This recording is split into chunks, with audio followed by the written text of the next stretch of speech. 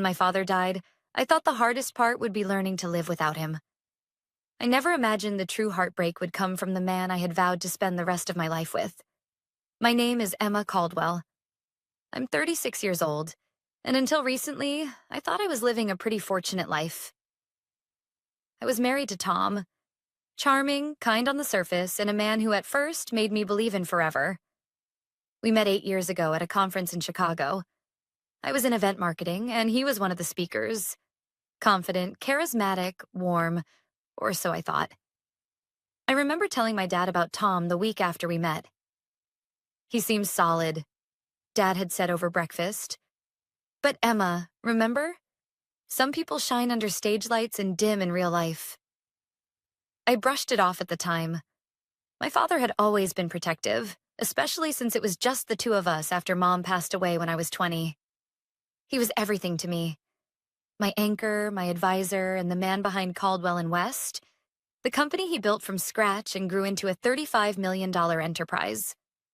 Tom and I married 2 years after we met. It was a simple wedding, just close friends and family. My dad walked me down the aisle with teary eyes and a proud smile. Tom's mom, Diane, sat in the front row dressed in a designer gown and a permanent frown. From day one, she made it clear I wasn't exactly what she'd hoped for. "She's nice," I overheard her whisper to Tom at our rehearsal dinner. "But she doesn't look like CEO material." Still, I tried. I sent flowers on Mother's Day, invited her to family dinners, but Diane never warmed up to me. And Tom, well, he always shrugged off her comments like they were just harmless habits. Fast forward 6 years. My dad's health had been declining slowly, but the cancer moved faster than we expected. He died just 4 months after the diagnosis, quietly, in his sleep. I was devastated. Not just because I had lost my only parent, but because I hadn't even had time to prepare. The funeral was tasteful, elegant, everything he would have wanted. Tom helped a bit, though he seemed more distracted than grieving. Diane showed up late, wearing sunglasses that never came off and leaving before the end of the service. The day after the funeral, I received a call from my father's attorney. He wanted to meet about the estate. I didn't think much of it. I knew Dad had been successful, but I never asked for details. I assumed there would be a few properties, some investments, maybe enough to retire early someday. Instead, I learned my father had left everything, to me. The company, the properties, the accounts. After taxes, fees, and debts, it was valued at just over $35 million. I remember staring at the attorney, my hands trembling. It didn't feel real. That night, I sat on the couch with the legal documents spread across our coffee table. I didn't want to celebrate. I wanted to cry. The inheritance wasn't a prize. It was a reminder that he was gone. Tom came home from work, glanced at the papers, and gave a low whistle. "So it's true," he said, sitting beside me. "It's really all yours." I nodded slowly. "Yeah, I didn't expect that much." He grinned, but there was something off. His tone shifted. "Well, we should probably talk about what to do with it. I mean, obviously we'll invest. Maybe look at buying that place in Aspen you liked. And of course, we'll have to figure out how much to give Mom." I blinked. "What?" Tom looked at me like I was slow. "My mom. Diane. She's family. We give her half, right?" Half. I thought he was joking. Then I saw his face. Calm, dead serious. My chest tightened. "Tom, this is an inheritance from my dad. Why would we give half to your mother?" He smiled gently, as if I were a child who didn't understand basic math. "Because she's family, Emma. And because she's been through a lot. She sacrificed for me, raised me alone. It's only right." I laughed. I actually burst out laughing. Not because it was funny, but because I couldn't believe what I was hearing. He and his mother weren't family to my father. They were vultures. And I was just starting to realize it. And that was the first crack. Tom's request to give half of my inheritance to his mother lingered in the room like a foul odor. I stared at him, heart pounding, wondering if I'd heard him wrong. But his face said it all. He was serious. Tom, I said carefully, my dad left me this money. Not us, me. It's not a lottery win, it's his legacy, his life's work. Why on earth would we give half of it to your mother? His expression tightened, and he leaned back with an incredulous scoff. Emma, don't be selfish. You know she's family. She's my family. I blinked. Exactly. Your family, not mine. She wasn't even close to my dad. She left the funeral early. She hasn't called me once to say she's sorry for my loss. Tom's voice sharpened. That's just how she is. She's not good with emotions, but she cares. You think you're the only one who lost someone? What about my loss? Watching my wife turn into a greedy heiress overnight? Greedy? That word hit me like a slap. My mouth opened, then closed again. I suddenly felt cold. My father had only been in the ground for a few days, and the man I married, the man who once brought me soup when I was sick, who held my hand during job interviews, was now throwing around words like greedy and share. Something had shifted, or maybe something had finally revealed itself. I stood up. I need some air. As I walked out, I heard him mutter, "Unbelievable." That night, I couldn't sleep. I kept replaying his words, his tone, his entitlement. And it wasn't just about the money. It was about how little he valued my father, and how quickly he felt entitled to something he never helped build. My dad used to say, "Grief doesn't change people. It reveals them." God, he was right. The next morning, Tom acted like nothing had happened. He brewed coffee, kissed my cheek, and chatted about the weather. I said nothing. Later that day, I received a call from Tom's mother, Diane. "Emma, sweetheart," she crooned, her voice sickly sweet. "Tom told me the wonderful news. I'm so proud of you. Your father was a smart man." There was a pause. I waited, already knowing what was coming. "I know this might be a little awkward, but since you're coming into all that money, I was thinking maybe we could sit down and talk numbers. I have some ideas. You know, investments, real estate, maybe a new place for myself. Something small and tasteful." I pressed the phone harder against my ear, trying not to explode. "You want to talk numbers? Diane, I lost my father less than a week ago." She clicked her tongue. "Yes, and he would want you to take care of family. That's what good daughters and good wives do." Something snapped inside me. "Diane, with all due respect, you are not my family. You're not entitled to a cent of this money.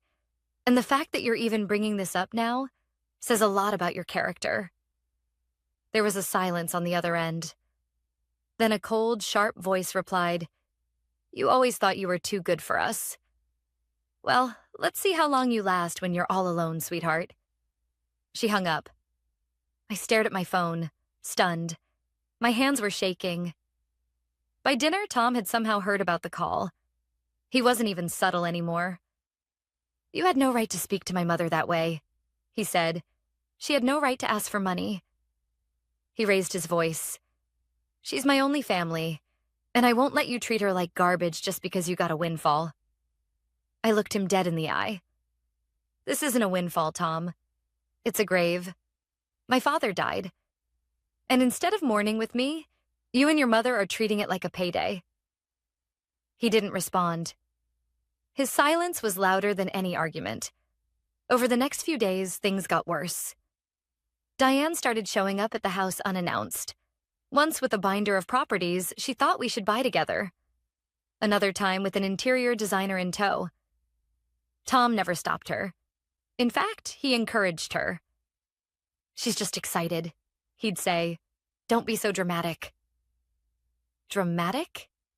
I was watching my marriage dissolve in slow motion, and he called me dramatic. I began locking the office where I kept the legal papers. I changed my passwords, moved a portion of the funds into a separate account, and met with the lawyer again, privately this time. "I'm not sure yet," I told him, "but I need to know my rights." He nodded slowly. "You're not the first to come in here after an inheritance. but most people don't come with security cameras. I blinked. Cameras? He leaned forward. Install them. Now, especially if you live with someone who thinks they deserve half of everything. The suggestion made my skin crawl, but I followed his advice. 2 days later, I caught Diane snooping through my desk drawers. She wasn't looking for stationery, and that was the moment I stopped grieving and started planning. Diane didn't even flinch when I caught her going through my desk drawers. "Oh, Emma," she said breezily, like she'd simply been looking for a pen. "I was just searching for a notepad. Tom said you keep extras in here." Her hand rested casually near the locked file drawer, the one that held the inheritance documents. I stood silently in the doorway, trying to keep my breath steady. My heart was racing, not from fear, but fury. "Next time you need something," I said, "ask." She smiled, tight and smug. "Of course, dear." As soon as she left the room, I locked the drawer again and checked the camera footage. Clear as day. Her digging through folders, opening envelopes, checking labels. She was looking for something, and I had a sinking feeling I knew what. That night, I confronted Tom. "Your mother was in my office today. She was trying to find the inheritance paperwork." Tom didn't even blink. "She was curious. It's a lot of money, Emma. People get curious." "She had no right." He sighed and rubbed his temples like I was exhausting him. "You're being paranoid. It's not like she stole anything." "She doesn't need to steal it," I said sharply. "She's trying to manipulate us into giving it to her." Tom stood up. "She's not manipulating anyone. She's trying to help. And frankly, you should be grateful someone is thinking clearly about how to use this money. You're acting like a hoarder." I froze. A hoarder? Tom took a step back, perhaps realizing how far he'd just gone. "I didn't mean it like that," he said quickly. "I just meant you're keeping it all to yourself. That's not what families do." Something inside me hardened. "This isn't about family," I said. "It's about greed and control. And the fact that ever since my dad died, you've stopped seeing me as your wife and started seeing me as a wallet." Tom scoffed and stormed out of the room. I didn't follow him. I couldn't. I sat down on the edge of the bed, my heart pounding, and I cried. Not for my father this time, but for myself. Because I knew then. My marriage was over. I just hadn't signed the paperwork yet. Over the next week, I began preparing quietly. I met with a financial advisor. I contacted a second lawyer, someone who specialized in asset protection and high net worth divorces. I started slowly moving funds into my personal account, making sure every transaction was legally sound and documented. But I didn't stop there. Following the lawyer's advice, I updated the security system, installed cameras at every entrance, hired a private investigator to discreetly check into Diane's financial history. What he found didn't surprise me. Credit card debt, failed business ventures, and a recent inquiry into opening a luxury skincare line with no capital. No wonder she had her claws out. Meanwhile, Tom became more distant, then suddenly affectionate. One night, he brought home flowers. Another night, he cooked dinner. "I've been thinking," he said as we sat at the table. "Maybe we got off on the wrong foot with everything. It's been a hard time. Losing your dad, dealing with the inheritance, planning our future." I watched him closely. He hadn't cooked in over a year. I didn't touch the wine he poured. "So what are you saying?" I asked carefully. He smiled. "Let's just start fresh. Forget the money talk. Let's go on a trip. You and me. Somewhere nice." I stared at him, realizing what was happening. This wasn't reconciliation. It was strategy. He thought if he got me relaxed and happy, I'd lower my guard. He could charm his way back into control, but it was too late for that. "I think I'll pass on the trip," I said with a polite smile. "I've got too much going on at work." He didn't argue, but the glint in his eye told me he wasn't giving up. The next morning, I noticed something strange. My laptop had been moved. Not by much, just an inch or two.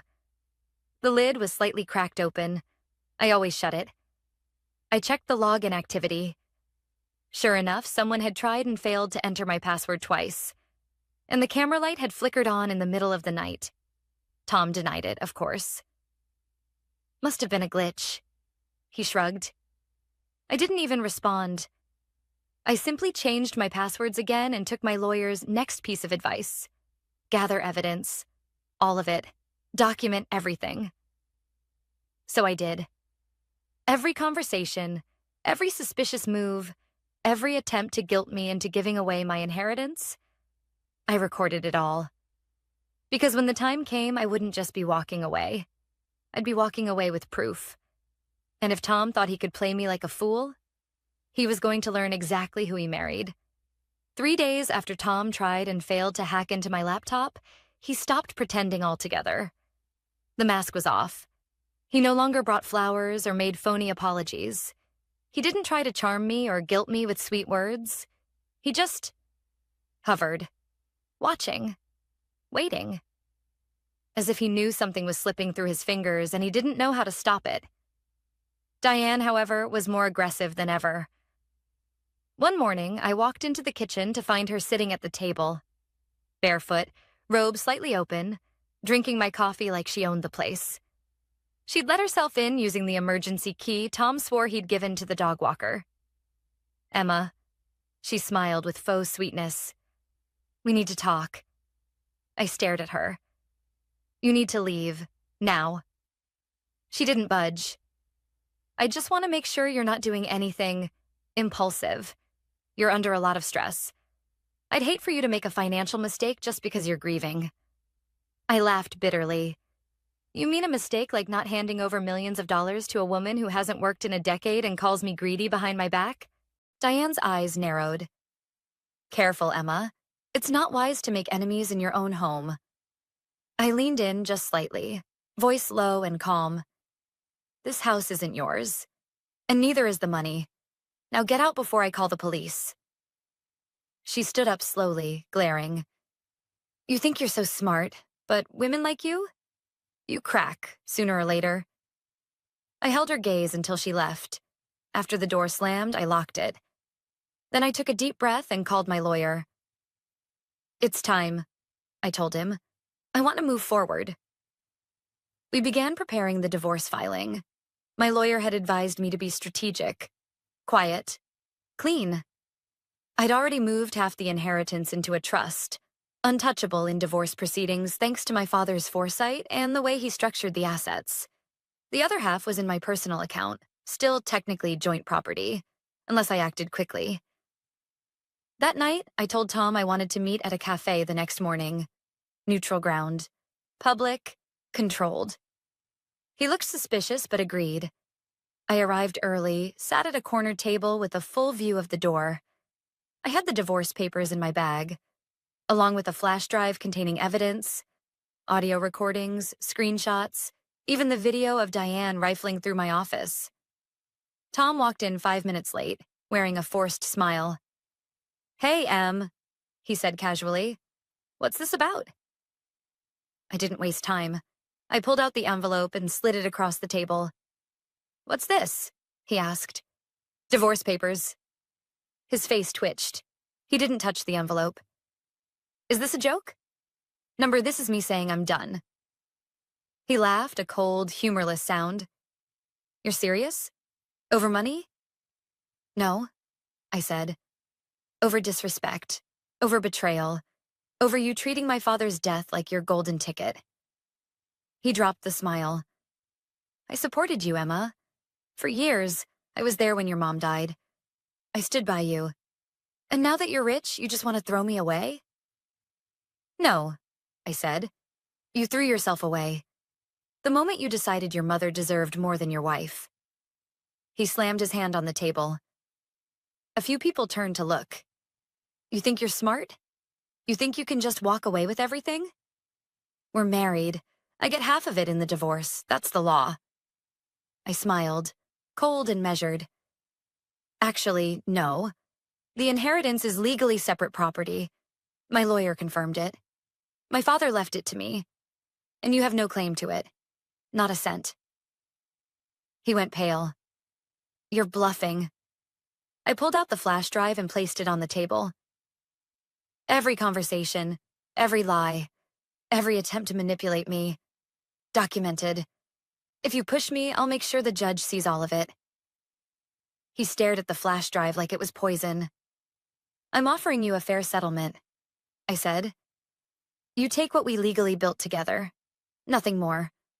Or you can fight me in court and walk away with less. Tom leaned back, eyes hollow. You really think you're going to win? I already have. He didn't speak again. He just stood up, took the envelope, and left. That night, I changed all the locks. Again. I sent Diane a cease and desist letter through my attorney, and I blocked them both from every account, every contact, every connection. There was no going back now. But for the first time in weeks, I slept peacefully, because the line had been drawn. And next was retribution. The morning after I handed Tom the divorce papers, the silence in my house was deafening and beautiful. No more heavy footsteps. No more Diane's perfume lingering in the hallways. No more fake smiles. Just peace. I stood in my kitchen with a hot cup of coffee, watching the sunlight pour through the windows, and for the first time since my father's funeral, I didn't feel like I was surviving. I felt like I was breathing again. But peace was short-lived, because 3 days later, Tom tried to fight back. I got a message from my lawyer. Tom had filed a response to the divorce petition and was demanding spousal support. According to his claim, I had accumulated wealth during the course of the marriage, and he had supported my emotional well-being, making him entitled to financial compensation for his contribution. My blood boiled. Supported my emotional well-being? The same man who tried to pressure me into giving half of my inheritance to his mother? The same man who barely lifted a finger when I was grieving? It was pathetic and desperate. Still, I didn't panic. I had prepared for this. We responded with every piece of evidence we had. His invasion of privacy, the attempted password hacking, his mother's uninvited visits, the recordings of him belittling my grief, and, perhaps most damning, the footage of Diane searching my office. My lawyer submitted everything. And that's when the calls started. Blocked numbers, random accounts, emails from names I didn't recognize. But I knew it was Tom, or Diane, or both. One voicemail said, Emma, you're ruining everything. This isn't how family treats each other. Call me back. Another message simply read, You'll regret this. But I didn't. I went to work. I saw friends. I started therapy. I walked my dog in the mornings, went to the gym, sat in cafes with a book. Simple things, but each moment felt like a small act of freedom. Meanwhile, I heard through mutual friends that Tom had moved back in with Diane, who, by the way, had just defaulted on one of her credit cards. Apparently, they were in talks with a shady financial advisor about flipping houses with no capital. Tom had also quit his job a week after my father's death, assuming he'd be living off my inheritance. Now he had no job, no house, no car, because the one he drove was registered under my father's company name, and I had it repossessed legally. Everything was unraveling. Then came the final blow. My lawyer informed me that the judge had reviewed the evidence and rejected Tom's spousal support claim entirely.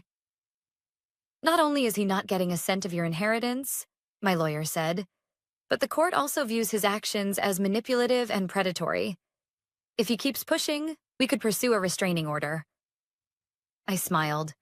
Let's keep that in our back pocket. But I didn't need it. Because Tom started to break. He called me one night from a different number. I almost didn't answer, but curiosity got the better of me. Emma? He said, voice shaky. Please, just hear me out. I didn't say anything. I messed up. I see that now. I let my mom get in my head. I got greedy, but I miss you. I miss us. I waited for the punchline. You can't do this to me, he said finally, his voice rising. I gave you years of my life, and now you're leaving me with nothing? That was the moment I knew. Tom never loved me. He loved the idea of what I could give him. Status, security, access. And when he realized I wouldn't be controlled, he panicked. You gave me nothing, I replied calmly. And I owe you even less. I hung up. I blocked the number. 2 weeks later, the divorce was finalized. Clean, efficient. My legal team had protected everything. My assets, my company shares, the apartment I had inherited from my dad. Tom walked away with what was legally his. A few $1,000s in savings and whatever dignity he hadn't already spent. Diane, predictably, tried to sue me for emotional distress. It was thrown out immediately. With the dust finally settling, I donated a portion of my inheritance to a cancer foundation in my father's name.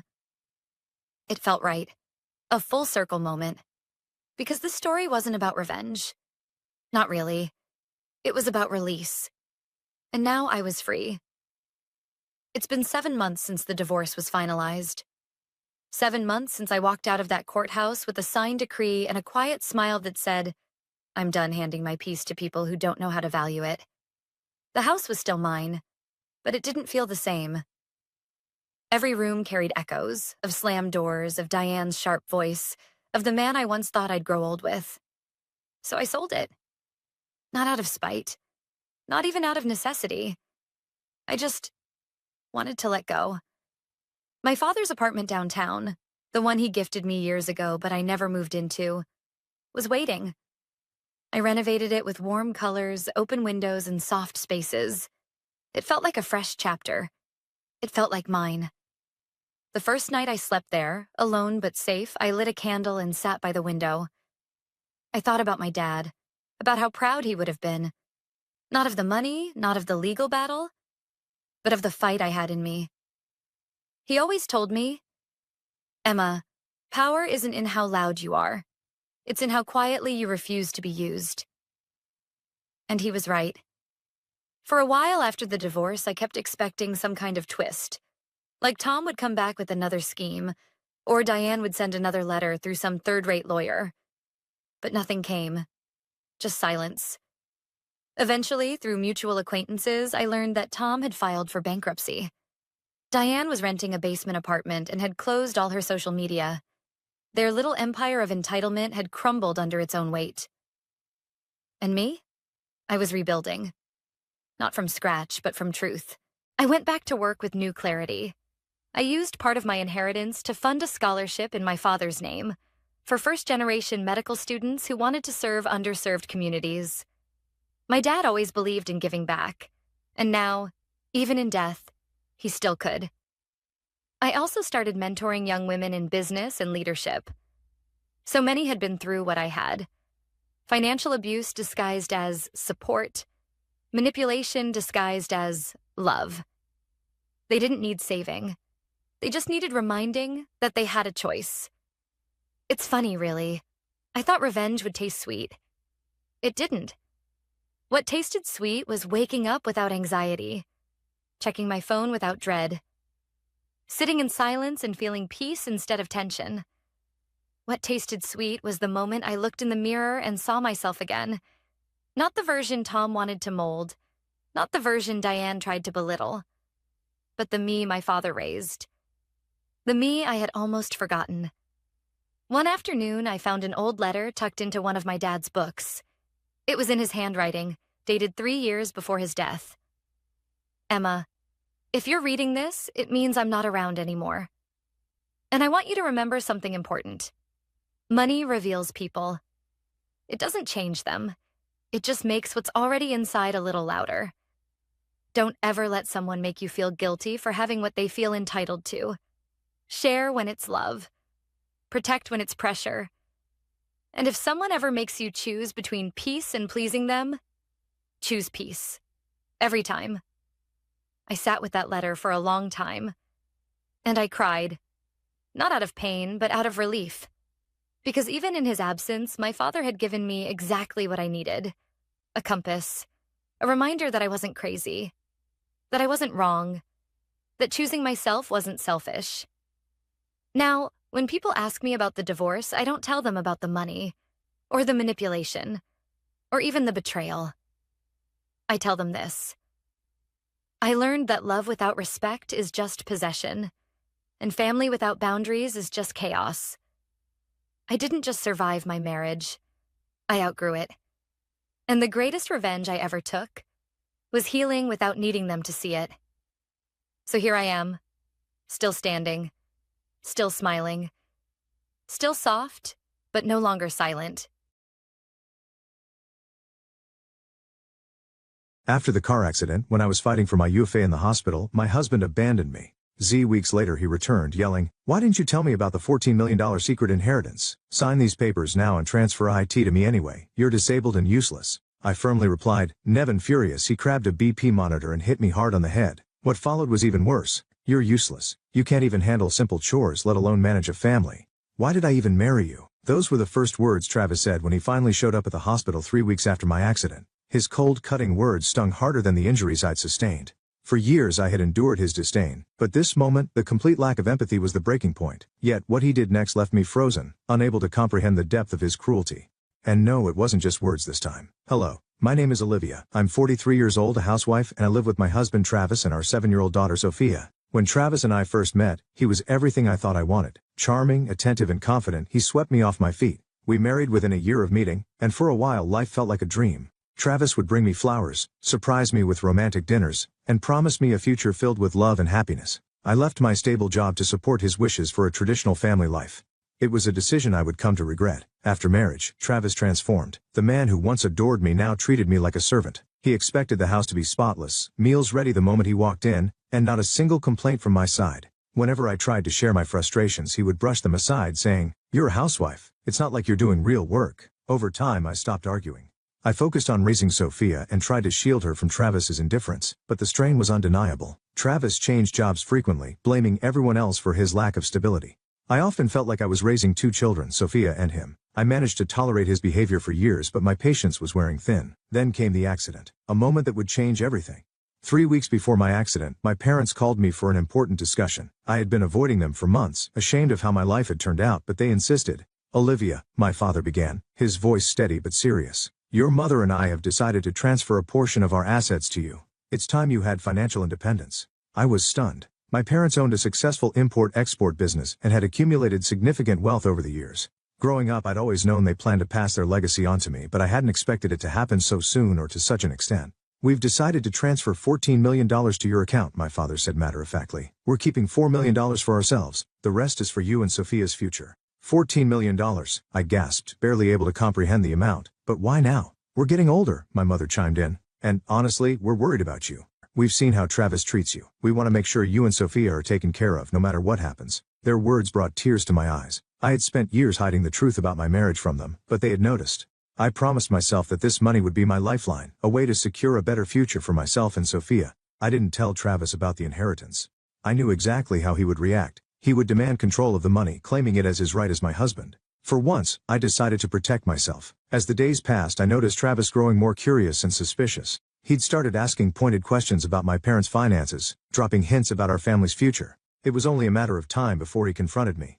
And then came the accident, a cruel twist of fate that left me vulnerable and trapped in the hospital, giving Travis the perfect opportunity to strike. It happened on a quiet Tuesday evening. I had just left the grocery store, bags in hand, my thoughts consumed by my plans for the future. As I crossed the street, a car came speeding around the corner. The blaring horn was the last thing I heard before everything went black. When I woke up, I was in a hospital bed, my legs encased in heavy casts. The pain was unbearable, but the news was worse.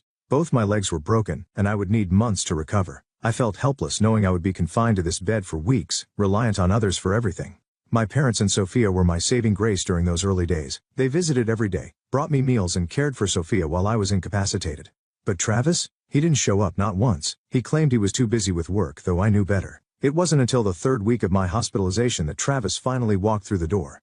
I expected concern, maybe even guilt for his absence. Instead, he greeted me with a scowl. "You've really managed to mess things up this time," he said, standing at the foot of my bed with his arms crossed. "Do you have any idea how much of a burden you've become?" I stared at him, stunned. "A burden? I was hit by a car, Travis. I can't walk. How is this my fault?" Don't start with the excuses, he snapped. I've been running around like a maniac because of you. The least you could do is make this easier for me. I clenched my fist trying to keep calm. How exactly am I supposed to make this easier, Travis? I'm lying here with 2 broken legs. He ignored my question and pulled a chair up to the bed. Let's get to the point. Your parents, their money. My stomach sank. I knew where this was going. I know they're giving you $14 million, he said, his voice cold and demanding. Don't act surprised. I've known for weeks. I felt my heart pound. How do you know that? That doesn't matter, he replied. What matters is that you transfer that money to me. You're lying here, completely useless. What are you going to do with all that money? I'm the one running this family. I'm the one who deserves it. I shook my head, anger rising in my chest. No, Travis, that money is mine. It's for me and Sophia's future, not yours. His face twisted with rage. You dare say no to me? He stood up abruptly, pacing the room. After everything I've done for you, this is how you repay me? You're nothing without me, Olivia. Useless. I could feel the tension in the room thickening as his anger boiled over. His eyes darted to the bedside table where the blood pressure monitor sat. My heart sank as he grabbed it, his knuckles white with fury. Travis turned toward me. The blood pressure monitor clenched tightly in his hands. His face was twisted with rage, his voice rising as he loomed over the bed. You think you can deny me? You think you have the right to keep that money from me? You're a worthless woman, Olivia. I've carried this family on my back, and this is how you repay me. My heart raced. I was trapped, broken legs, unable to move, completely vulnerable. Travis, stop, I said, trying to keep my voice calm. This isn't about you. The money is for Sophia's future, for her security. Don't lecture me, he roared. You wouldn't even have a future without me. And now you're trying to take what's mine. Before I could say another word, he raised the blood pressure monitor above his head. You don't get to say no to me, Olivia, he bellowed, bringing it down with terrifying force. I turned my head at the last moment, the monitor smashing into the side of my shoulder and grazing my head before crashing onto the metal bed frame. Pain shot through my body as I cried out, the sound of the impact echoing through the room. The commotion must have alerted the nurses because within seconds the door burst open. A nurse and a security guard rushed in, their eyes wide as they took in the scene. Travis, still gripping the now damaged monitor, turned to them, his face pale. What's going on here? The nurse demanded, positioning herself between me and Travis.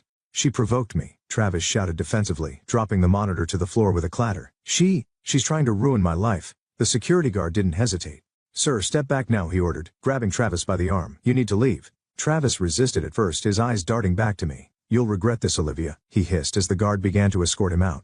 This isn't over. I lay there trembling, tears streaming down my face. The nurse leaned over me, checking my injuries. Are you okay, ma'am? She asked gently. I nodded weakly, though my body ached, and my heart felt like it had been shattered into 1,000,000 pieces. Please just keep him away from me. As Travis was dragged out of the room, I felt a mixture of fear and relief. Fear because I knew he wasn't done with me. Relief because I finally saw him for what he truly was, a man who would stop at nothing to control me. But this time, I wouldn't let him win. This time, I would fight back. The next few weeks were some of the hardest of my life. I remained in the hospital, recovering from my injuries. Not just the ones caused by the accident, but also the bruises from Travis's attack. My parents and Sophia visited daily, their support giving me the strength to push through the pain, but the emotional scars were harder to heal. Every time I closed my eyes, I saw Travis standing over me, his face twisted with rage, the blood pressure monitor in his hands. The thought of him returning, trying to take control again, filled me with dread. I knew I couldn't let that happen. One morning as I sat in bed flipping through my phone, my mother placed a hand on mine.